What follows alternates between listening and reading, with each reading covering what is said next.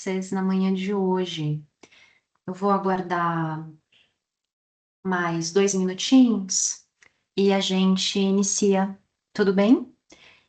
Só vou pedir uma gentileza que vocês confirmem se conseguem me ver, conseguem me escutar bem, se está aparecendo a apresentação aqui em tela cheia.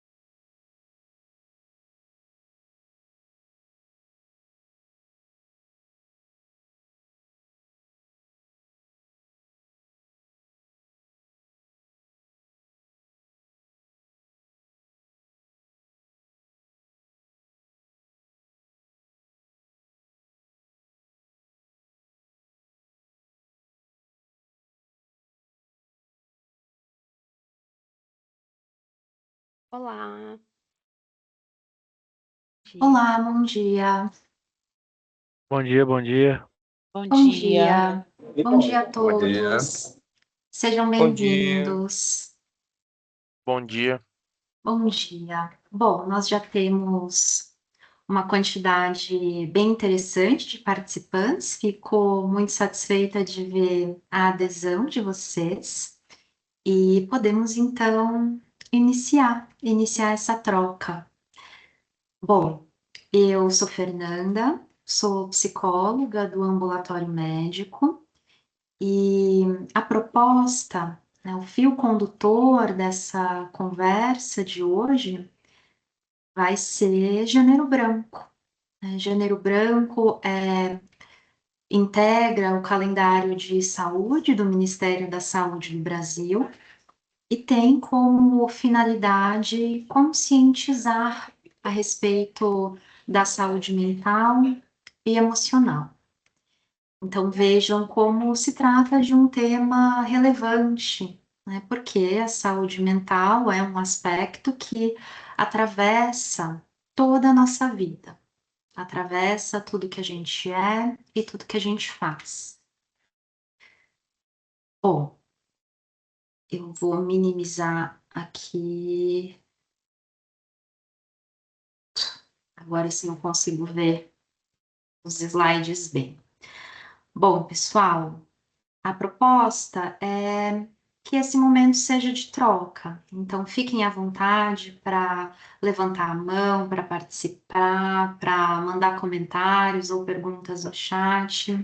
Quero muito ouvir a percepção e as ideias que vocês têm a respeito desse tema.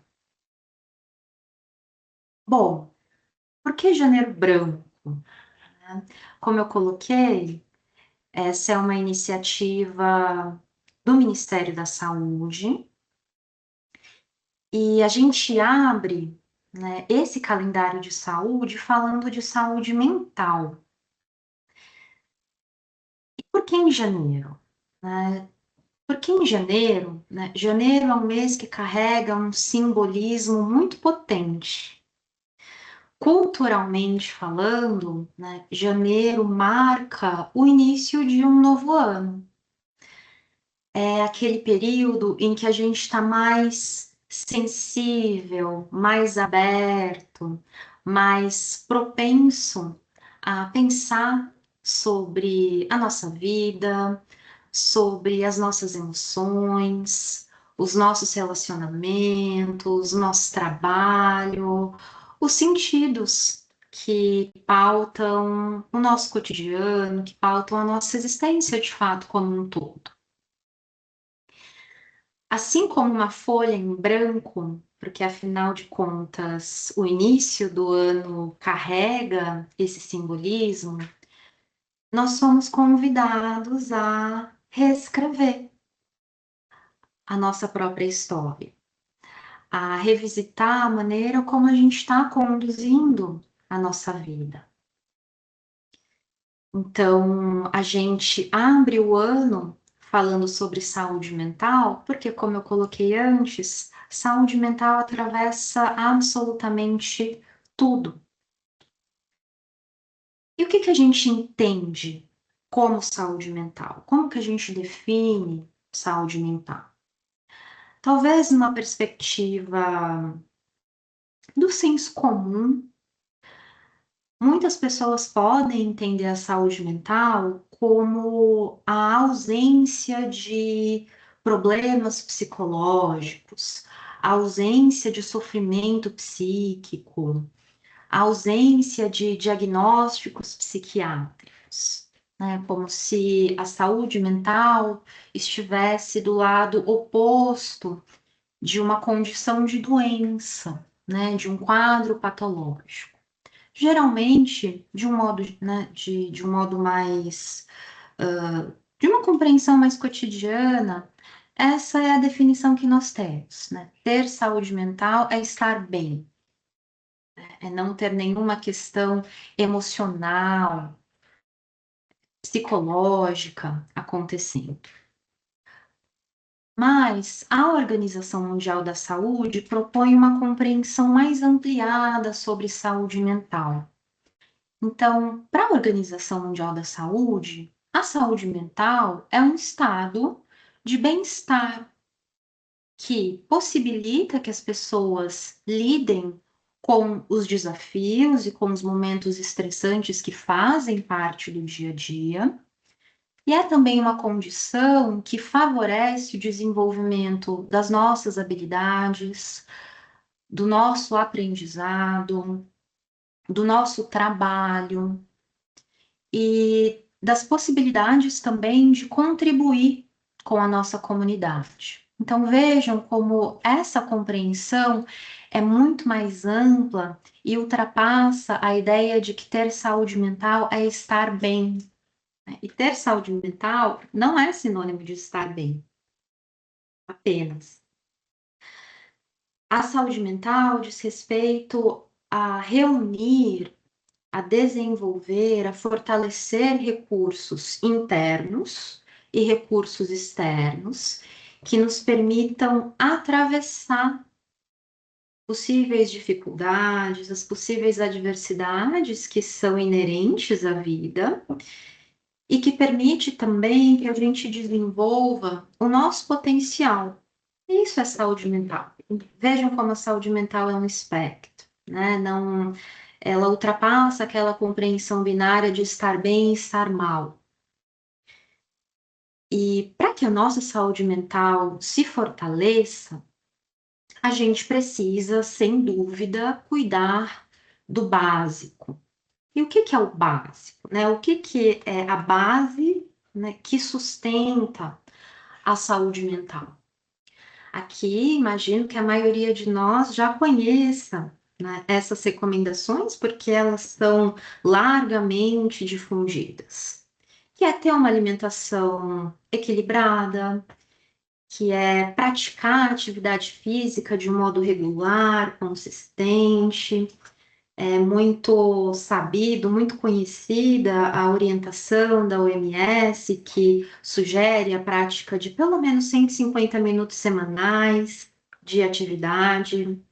É ter um sono restaurador, fazer o gerenciamento do estresse. O estresse faz parte do dia a dia, ele vai estar sempre presente, então administrar esse estresse é importante no que se refere ao cuidado com a saúde mental.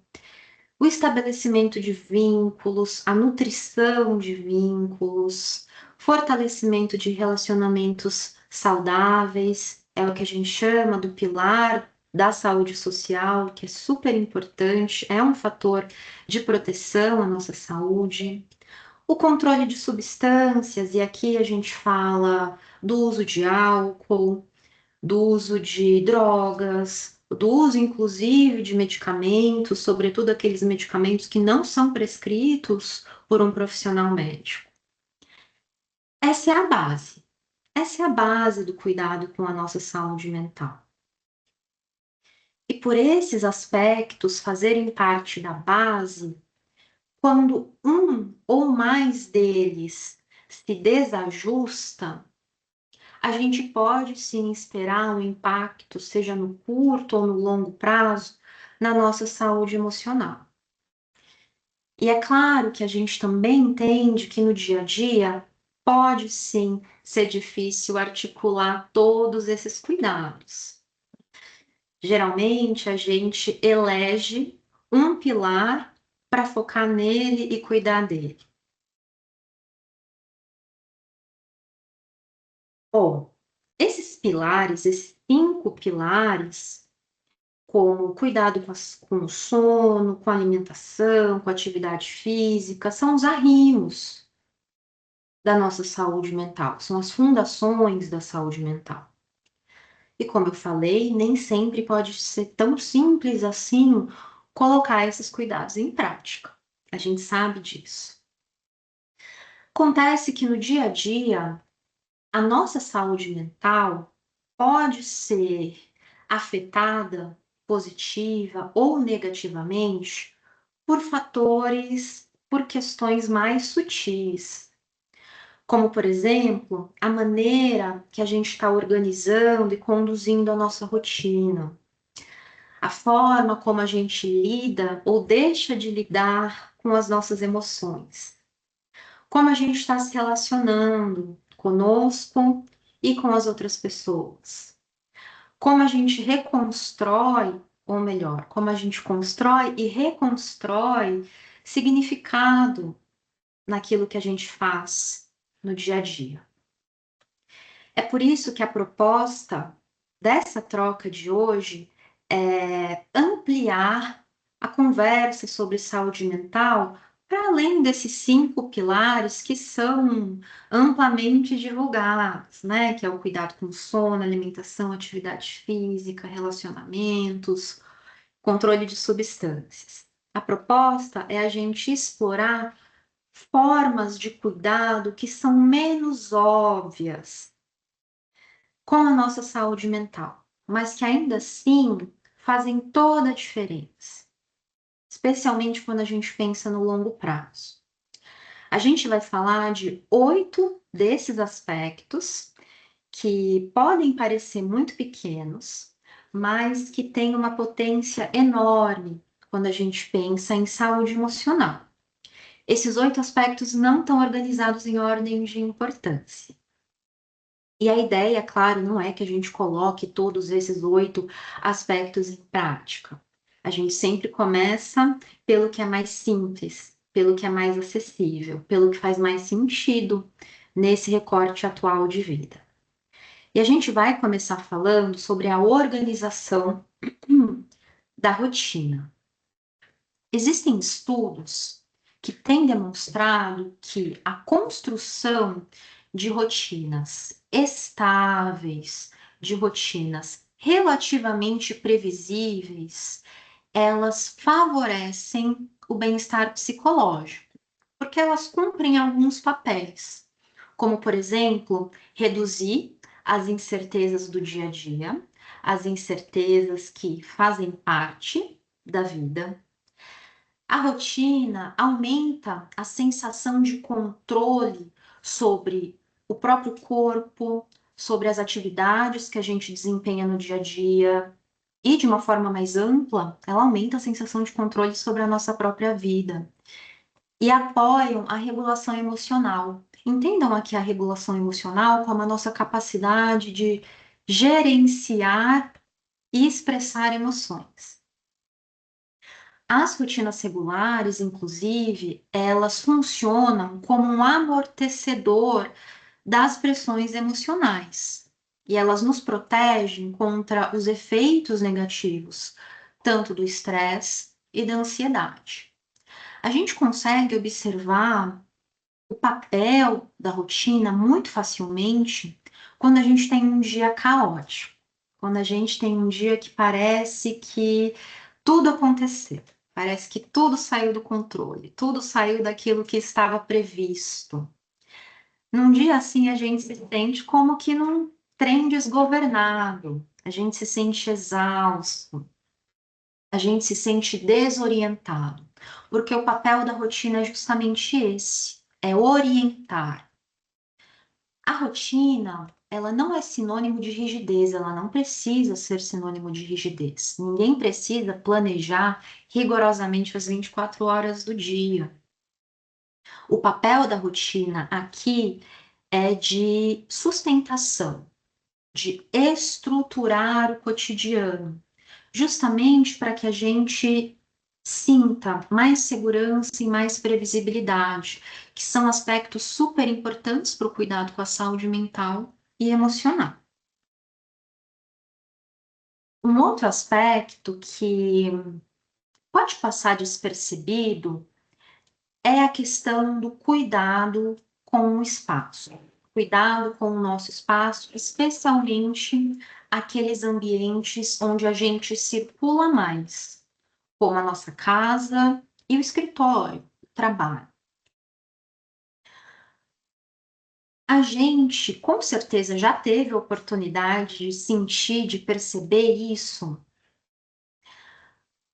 Isso que eu digo, quanto que um ambiente pode afetar o nosso estado emocional. Existem estudos em um ramo da psicologia, que é chamado psicologia ambiental, que sugerem que existe relação entre ambientes desorganizados, e por ambiente desorganizado, a gente pode entender bagunça, um ambiente bagunçado, um ambiente que não esteja limpo, ambientes com muito barulho, com muito ruído, né? Essa é a nossa compreensão aqui de ambiente desorganizado. E sintomas de estresse, ansiedade e irritabilidade. Então, existe uma relação entre a desorganização do espaço e o nosso estado emocional, seja no que se refere à irritabilidade, como eu falei, e ao estresse. A desorganização, a desordem, ela também pode provocar exaustão, uma sensação de fadiga, ela compromete a nossa capacidade de foco, a nossa capacidade de concentração, justamente porque geralmente ambientes, espaços desorganizados, eles têm muitos estímulos que acabam desviando a nossa atenção, o que causa, por consequência, uma queda na produtividade. A desorganização afeta a produtividade e a sensação de bem-estar, de segurança, de previsibilidade. Eu imagino que alguns de vocês, né, uma boa parte de nós, já conseguiu identificar isso no dia a dia. Parece que a gente não consegue se organizar internamente quando o nosso entorno está bagunçado, está desorganizado. A ideia não é que a gente se torne aqueles obsessivos por limpeza, por arrumação. A ideia não é deixar a nossa casa, o nosso espaço de trabalho impecável. Por quê? É sabido que mesmo pequenas mudanças ambientais já são suficientes para apoiar a regulação emocional e para trazer benefícios à nossa saúde mental. Quantos de nós já buscaram se organizar internamente, arrumando o armário, né? Arrumando o espaço da nossa casa, a nossa mesa de trabalho, uma gaveta? Um microespaço organizado já basta para aumentar essa percepção subjetiva de segurança e de previsibilidade. A proposta é que, diante de um ambiente que não está ordenado, a gente possa identificar um microespaço, né? Como eu falei, pode ser uma gaveta, pode ser a sua mesa de trabalho, que você possa organizar sem gerar cansaço, sem gerar exaustão. Essa pequena mudança no ambiente já pode ter um impacto muito positivo na nossa saúde mental, no nosso estado emocional. Um terceiro ponto, né? Tá ordenado dessa maneira, mas como eu falei, não é do mais para o menos importante. Todos os aspectos aqui são importantes e acho que é bacana cada um levar e pensar naquilo que faz mais sentido. Esse aqui é um aspecto importante, é um aspecto, inclusive, quando a gente pensa na nossa relação com o trabalho, é um aspecto ergonômico, que são os momentos de pausa. A gente vive numa cultura que é orientada à produtividade, que valoriza o trabalho intenso, que valoriza a dedicação intensa ou exclusiva ao trabalho.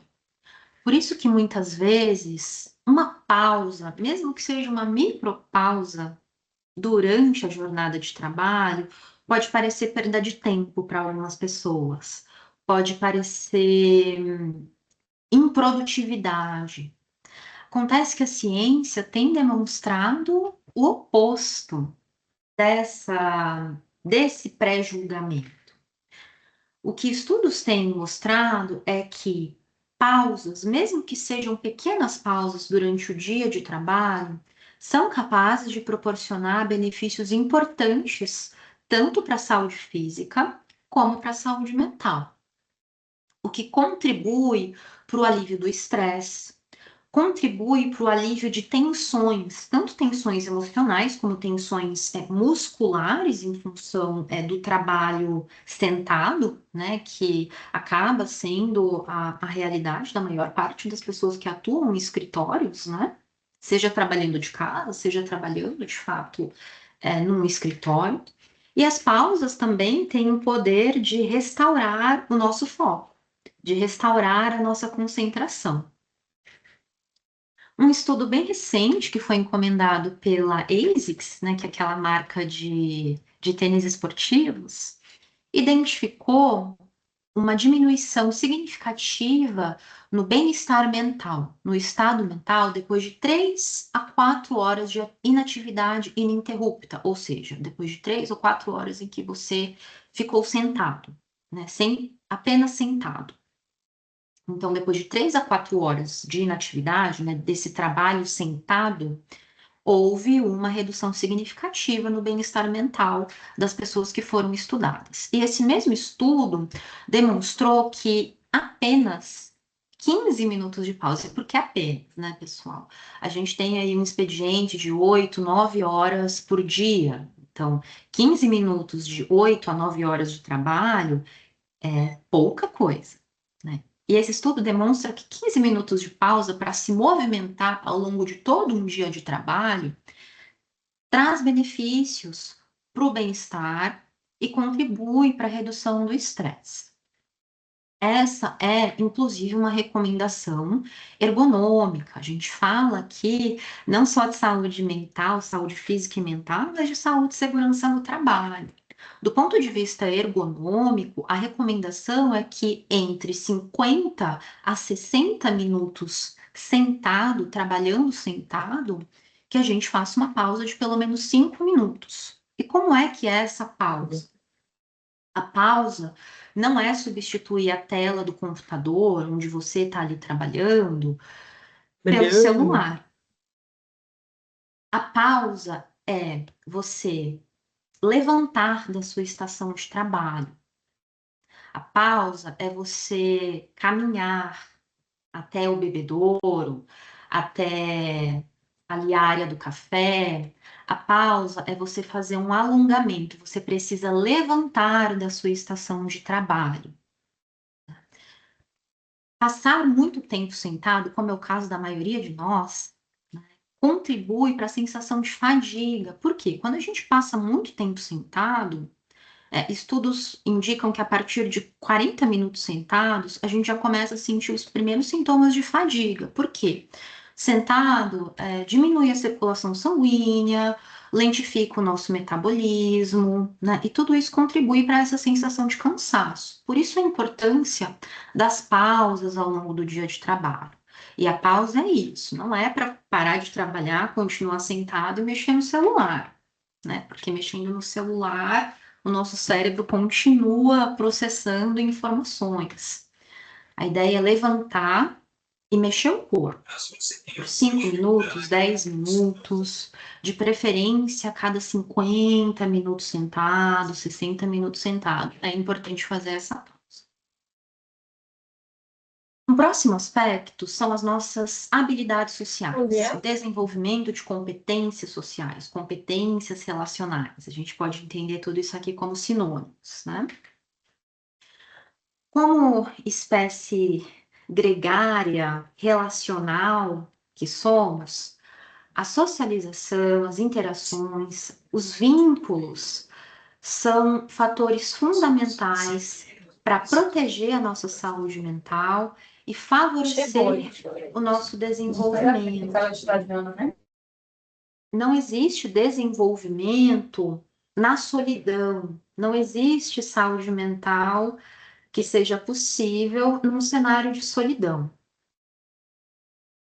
O que a gente está chamando aqui dessas competências sociais? O que é uma competência social? Competência social envolve um conjunto de habilidades, como a comunicação, a escuta, a empatia, a expressão adequada, equilibrada de emoções, a capacidade de resolver conflitos que fazem parte de qualquer relação, o estabelecimento de vínculos, a nutrição de relações saudáveis. Todas essas habilidades são competências sociais que promovem saúde mental e que favorecem o nosso desenvolvimento. Então, quanto mais expostos nós somos a vínculos, especialmente a vínculos saudáveis, mais a gente consegue fortalecer essas competências. Inclusive, é muito comum que pessoas que têm questões emocionais ou questões psicológicas, elas geralmente, de fato, têm prejuízos em competências sociais. E o que é importante aqui, né? Eu não sou da turma da psicanálise, mas Freud, lá atrás, há mais de um século atrás, já dizia que as relações, elas podem ser fonte de prazer, de satisfação, como elas também podem ser fonte de muito sofrimento. E por que a gente precisa cuidar do desenvolvimento das nossas competências sociais? Porque nenhum sofrimento brota dentro da gente. Todo sofrimento é relacional, no sentido de que dificuldades sociais, prejuízos relacionais, eles surgem na interação com outras pessoas, sejam pessoas do nosso trabalho, da nossa família. Todo sofrimento tem origem relacional, né? Nenhuma dor psíquica, ela nasce de dentro da gente. As dores nascem da interação com outras pessoas. Por isso que a gente precisa fortalecer as nossas competências, especialmente aquelas que a gente percebe que pode melhorar, seja na maneira como a gente se comunica, seja na maneira como a gente expressa as nossas emoções, especialmente as emoções que são desconfortáveis, que a gente costuma chamar de emoções negativas, né, como a raiva, a frustração, o cansaço, a nossa capacidade de comunicar aquilo que desagrada, porque isso tem uma relação com colocar limites, isso tem uma relação com resolver conflitos. Então, cuidado com as competências sociais é super importante para a gente nutrir a nossa saúde emocional. Um outro aspecto que é autoexplicativo, eu considero, é a autocompaixão. Autocompaixão é um fenômeno psicológico que tem sido mais estudado desde a década de 90, e a gente pode entender a autocompaixão como a forma que a gente trata a gente mesmo. Desenvolver a autocompaixão significa oferecer a nós mesmos a mesma gentileza, a mesma generosidade, o mesmo apoio que a gente ofereceria ao nosso melhor amigo, que a gente ofereceria a uma pessoa que a gente ama muito. Desenvolver a autocompaixão significa acolher você, acolher-se como você é hoje. E isso inclui aqueles aspectos nossos que são menos bonitos, que a gente valoriza menos, né? Os nossos aspectos que são menos sombrios.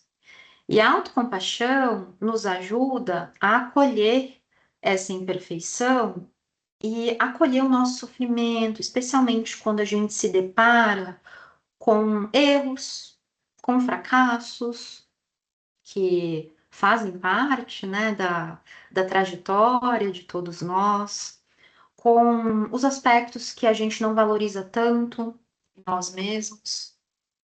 Autocompaixão é treino, autocompaixão é prática. E uma das formas de se praticar a autocompaixão é através de um recurso terapêutico que a gente chama de escrita compassiva. A escrita compassiva propõe que a gente escreva a respeito de uma situação, seja uma situação presente ou uma situação passada, que esteja gerando sofrimento, que gere culpa, vergonha, frustração.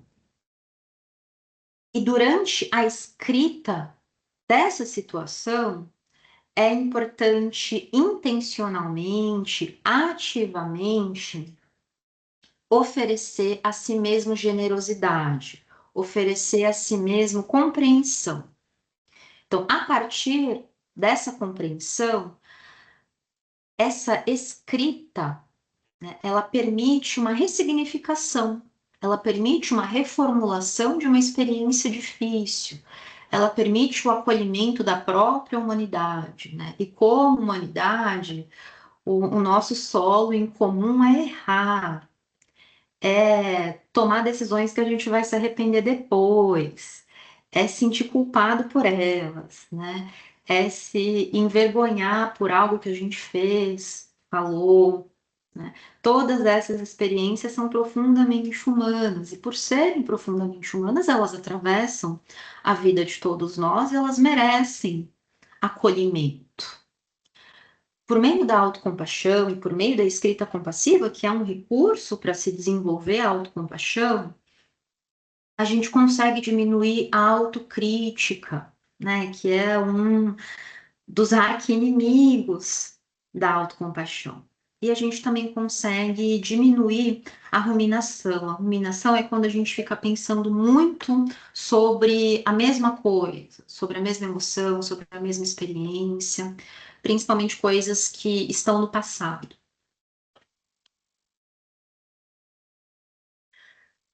Um outro ponto que é muito difundido e que é aquela coisa, né? Todo mundo sabe, mas pode ser difícil colocar em prática, que são os hobbies. Eu coloquei entre parênteses sem performance. É uma redundância dizer hobby sem performance. Por quê? Hobbies são atividades. Hobby pode ser qualquer atividade que a gente faz pelo prazer de fazer, apenas pelo prazer de criar algo.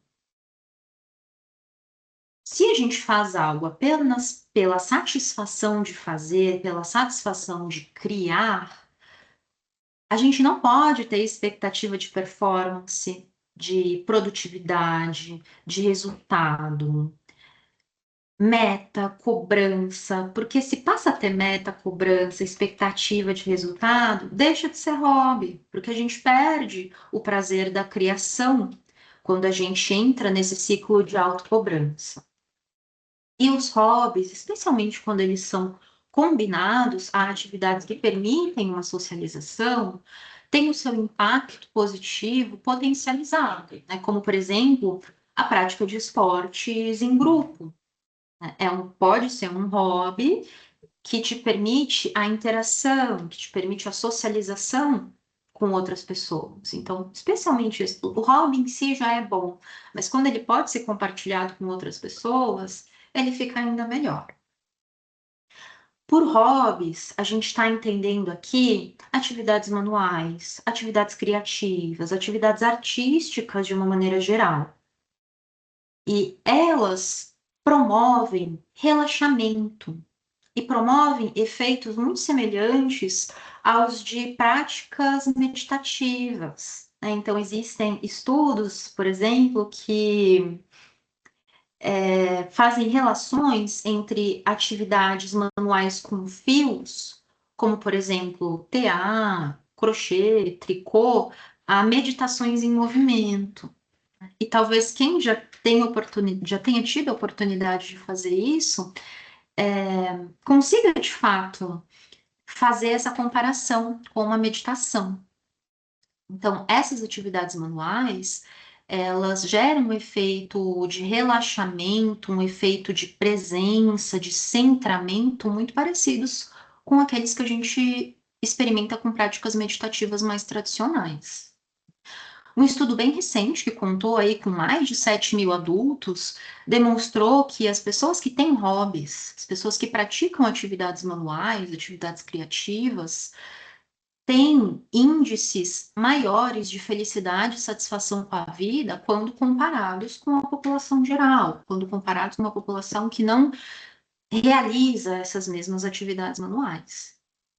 Então, hobbies são, especialmente, como eu falei, numa cultura muito orientada à produtividade, são atividades revolucionárias, né? E daí a importância delas no cuidado com a nossa saúde emocional. O sétimo aspecto que apoia o nosso autossuporte, o nosso autofortalecimento, é a capacidade de tolerar frustrações. A intolerância à frustração, ela diz respeito a uma recusa em experimentar incômodos, aborrecimentos, desagrados, emoções desconfortáveis. A capacidade, por sua vez, de tolerar frustrações nos permite desenvolver estratégias de enfrentamento que sejam eficazes, estratégias de enfrentamento às adversidades, aos desafios, aos estresses que são imanentes ao dia a dia de qualquer pessoa. É claro que, de fato, existem frustrações que a gente não deve tolerar mesmo, existem frustrações, existem desconfortos que a gente precisa sair correndo deles na direção contrária mesmo. Acontece que escapar a todo custo do desconforto, no longo prazo, pode nos fragilizar, pode nos levar a acreditar que nós não somos pessoas que damos conta de suportar desafios, de suportar o estresse, de suportar desconfortos. E a única saída para a gente aprender a suportar frustrações no dia a dia, claro, né? Algumas frustrações são inevitáveis, a gente tem que lidar com elas mesmo. Mas a única maneira de fortalecer essa capacidade é se expondo ao desconforto, arriscando fazer algo pela primeira vez, buscando se aprimorar em algo, por exemplo, que a gente não é bom. Então, a exposição gradual às situações que geram desconforto pode nos tornar mais resilientes. Claro, desde que a gente respeite os nossos limites emocionais, desde que a gente não se exponha a situações de risco, desde que a gente não se exponha a situações traumáticas ou potencialmente traumáticas. Vou dar um exemplo aqui que conversa com o próximo ponto que a gente vai falar, que um dos aspectos que acaba esbarrando na vida, no cotidiano da maioria de nós, é a tolerância ao tédio. O tédio pode ser frustrante, o tédio aborrece, o tédio incomoda. Muitas vezes, um dos primeiros recursos que a gente acessa quando a gente está entediado é o celular. Então, um exercício que pode ser interessante para a gente reaprender a conviver com o tédio, porque o tédio é importante para o descanso, o tédio é importante para a criatividade, o tédio é importante para a inovação, né? Porque pode ser do silêncio e do vazio que nascem boas ideias, boas iniciativas. Uma proposta, né, de tolerar a frustração, o tédio, é a gente evitar acessar a tela, acessar o celular assim que a gente se sente entediado. É difícil, mas é uma possibilidade de a gente se tornar mais resiliente a aspectos desconfortáveis que, mais uma vez, são inevitáveis, que fazem parte do nosso dia a dia. E agora a gente fala do tempo de tela.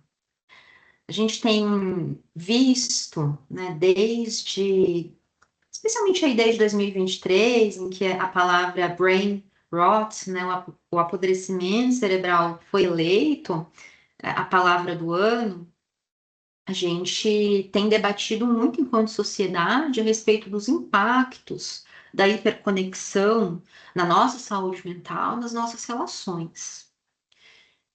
Uma tese de doutorado recente, que foi publicada em 2023, demonstrou que o uso excessivo de telas causa piora da saúde mental em diferentes gerações, em diferentes faixas etárias. E essa piora da saúde mental se manifesta principalmente com a apresentação de sintomas de depressão, de ansiedade e da piora do sono. A gente vê muitos estudos a respeito do impacto das telas no desenvolvimento de crianças e adolescentes, mas nós adultos também temos a nossa saúde mental profundamente impactada pelo tempo de tela, pelo tempo de exposição às mídias sociais. Um estudo bem interessante que foi publicado no início do ano passado, inclusive, demonstrou que existe uma relação causal entre tempo de tela e saúde mental. Esse estudo mostrou que reduzir o tempo de uso do celular para 2 horas ou menos por dia ao longo de 3 semanas foi o suficiente para produzir uma redução significativa de sintomas de estresse, depressão, uma melhoria na qualidade do sono e um aumento da sensação de bem-estar. Então, veja, né? 2 horas ou menos, o uso de 2 horas ou menos por dia do celular já foi o suficiente para provocar mudanças, impactos importantes na saúde mental. E quando eu menciono, né, que existe uma relação causal, esse estudo demonstrou uma relação causal entre uso de celular e saúde mental, é porque esse estudo demonstra que quanto mais tempo exposto ao celular, maior o impacto negativo na saúde mental.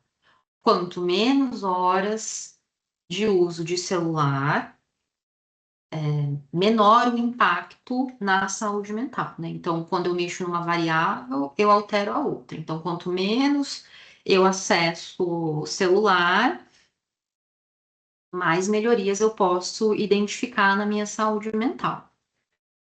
Esse, esse é um aspecto muito importante porque o uso de telas atravessa a nossa vida todos os dias, o tempo todo.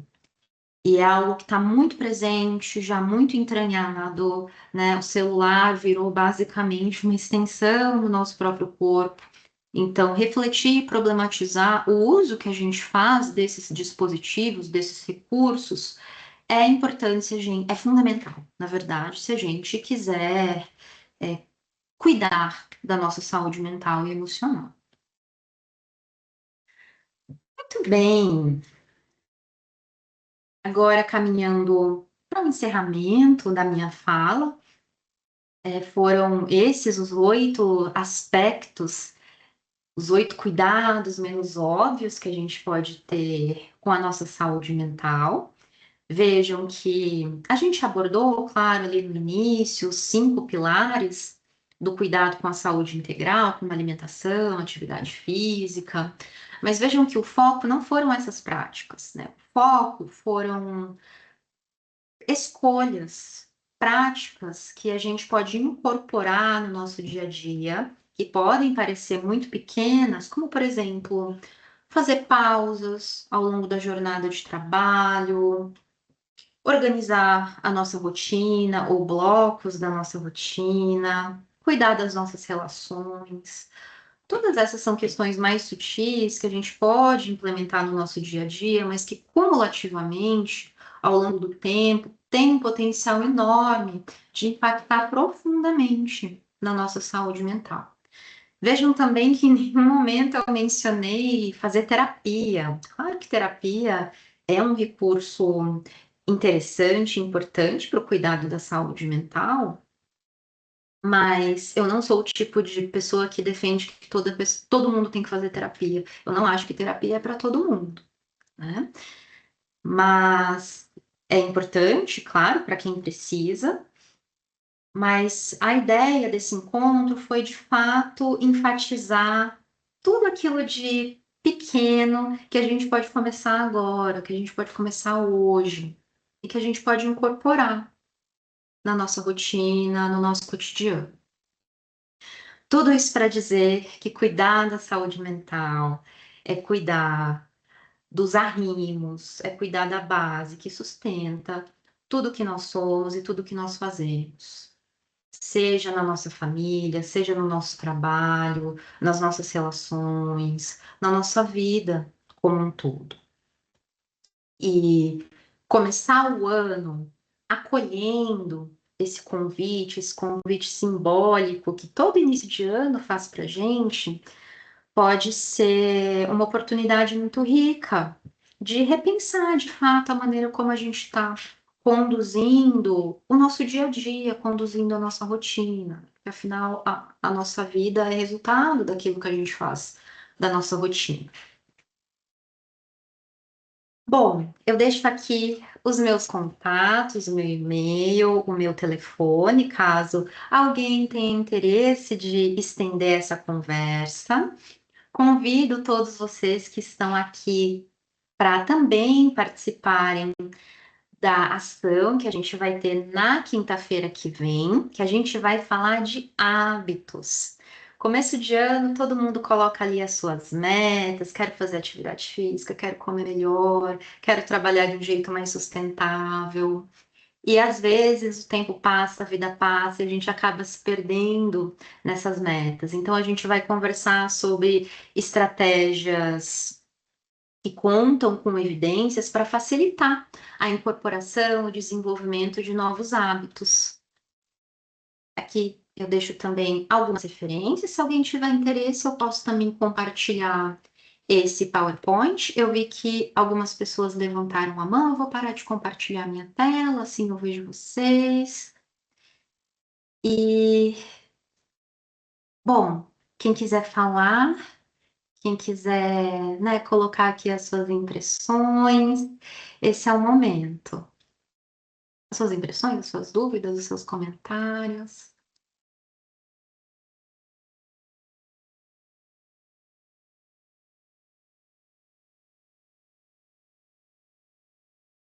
Tem alguns comentários, as mensagens. Vamos lá, vou Oi, bom rever dia. aqui. Oi, Marcos, bom Tudo bem? dia. Beleza? Tudo e você? Tudo bem também, Fernando, tudo bem. Não, eu queria dizer que eu achei super legal, assim, porque eu acho que você trouxe de uma forma bem leve e você trouxe algumas dicas, digamos assim, realmente de coisas que a gente pode fazer, né? Porque às vezes fica aquele estigma, né, de, pô, se eu tô com um problema de saúde mental, eu preciso de ajuda, mas o que que eu posso fazer também para tentar minimizar isso, né? Eu achei muito legal, assim, quando você fala sobre a questão da previsibilidade, né? Eu acho que é uma coisa também que ajuda bastante. Essa Tá. questão do ambiente organizado, eu acho sensacional, né? Eu acho que quando a gente está num ambiente que não é organizado, ele traz muito gatilho para a gente, assim, para tudo, né? Você não consegue focar exatamente no que você tem que fazer, né? E as outras competências também eu achei super legal. A parte social, autocompaixão, hobby, principalmente, né? Eu sempre penso o seguinte, né? Eu acho que quando a pessoa está com um problema de saúde mental, não é uma coisa só que vai ajudar ela. São várias coisas que você faz que, juntando um pouco de cada uma, né, você acaba conseguindo ter uma melhora. Então, eu achei super bacana, assim, super válido, gostei bastante, tá? Ai, perfeito. Eu fico contente, Marcos, com o seu retorno. De fato, saúde mental é multifatorial, né? Tem uma série de coisas que podem afetar tanto de forma positiva como de forma negativa. E às vezes a gente acha que para cuidar da saúde mental a gente precisa revolucionar a vida, né? Fazer grandes mudanças. E não precisa, a gente pode, claro, fazer isso. Mas não precisa, não é a única abordagem, inclusive não é a abordagem mais sustentável, especialmente quando a gente pensa em autocuidado, né? O ideal, de fato, é a gente começar pequeno, é a gente identificar coisas simples que a gente pode começar a fazer imediatamente. É isso, obrigado. Ou, imagina, eu que agradeço. O Roberto está falando que pratica origami todos os dias, porque ajuda na concentração, relaxa, faz se sentir útil. E quando presentei alguém com os origamis, as pessoas ficam felizes. Olha só que maravilha, né? Pratica hobby, fortalece as suas relações, né? A gente não falou aqui, mas tem uma série de práticas, né, que podem favorecer a nossa saúde mental, espiritualidade, gratidão, fazer algo por alguém. São recursos interessantes que também fortalecem a nossa saúde mental. A leitura, para Rosana, a leitura eu gosto também. Rosana toca calimba, não conheço esse instrumento. Se quiser falar que instrumento que é esse, eu fiquei curiosa. Mas criar música, né, tocar também é um hobby super interessante. A Elaine também gosta de ler sem metas. Hobby tem que ser sem metas, tá, gente? Porque meta a gente tem no trabalho, meta para hobby não funciona, né? O hobby a gente tem que fazer por prazer, por satisfação. O Gilson gosta de cozinhar, criar peças artísticas. Muito bom. A Ilka tá pedindo para eu colocar as indicações você diz as referências e o que eu posso anexar a apresentação aqui no chat, aí vocês têm os acessos aos estudos que eu consultei para criar a apresentação. Ah, o Roberto mandou as fotos dos origamis. Que legal, muito bom, Roberto. São bichinhos. O Roberto está dizendo que a vida mudou quando trocou o celular pelos livros de origami. Ah, uma excelente troca. A gente precisa voltar um pouco para a vida analógica. Luiz está dizendo que ambiente é tudo, de fato. Saúde mental, autocuidado, melhora desempenho. É isso aí. Atividade física é fundamental, né? A gente não abordou a atividade física, mas de fato ela é um pilar básico para o cuidado com a nossa saúde. Mesmo que a gente não consiga fazer os 150 minutos que a OMS fala, é importante a gente começar. Subir escada já é atividade física. A Laís gosta de dançar. A Vânia está indicando o livro Milagre da Manhã. Alguns estudos dizem que, de fato, de manhã, pelo período da manhã, a gente consegue ter uma rotina mais previsível, né? Então, quando a gente tem dificuldades, né? Ou quando não é possível, né? Às vezes não é uma questão de dificuldade. Mas, às vezes, é mais fácil mesmo a gente ter uma rotina um pouco mais estruturada de manhã. A Simone está colocando o livro da Kristin Neff, Autocompaixão. Ela é uma das maiores pesquisadoras em autocompaixão. Eu usei uma referência dela aqui na apresentação. Muito bom, pessoal. Adorei a adesão, adorei a troca com vocês. A gente está aqui caminhando, né, para o encerramento dessa palestra. Espero muito que a gente possa dar continuidade a essas trocas na quinta-feira que vem, quando a gente vai falar sobre hábitos. A gente vai desmistificar algumas questões sobre hábitos, né? Que a gente precisa de motivação. A gente vai ver que a motivação ela não é a melhor amiga para a gente implementar mudanças no nosso dia a dia. E que é importante a gente começar pequeno. Então venham, dando aqui alguns spoilers, né, da semana que vem. Espero contar com vocês na semana que vem, para a gente conversar sobre os hábitos que vocês querem incorporar esse ano. Pessoal, feliz ano novo! E a gente se vê na semana que vem. Um beijo. Agradecer e